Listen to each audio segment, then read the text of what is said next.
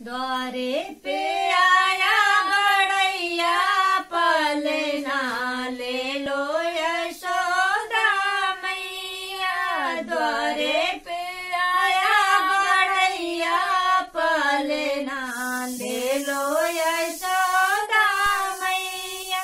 बाबा ने मोल किया दादी ने दाम दिया। बाबा ने मोल किया दादी ने दाम दिया। झूलेगा तेरा लरिया पालना ले लो यशोदा मैया। झूलेगा तेरा कन्हैया पालना ले लो यशोदा मैया।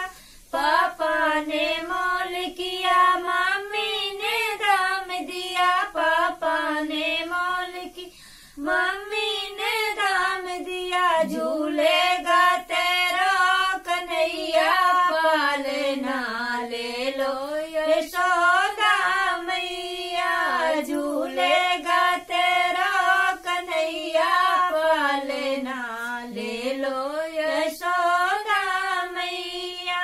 चाचा ने मोल किया चाची ने दाम दिया। चाचा ने मोल किया चाची ने दाम दिया। झूलेगा तेरा कन्हैया पालना ले लो यशोदा मैया। झूलेगा तेरा कन्हैया पालना ले लो यशोदा मैया।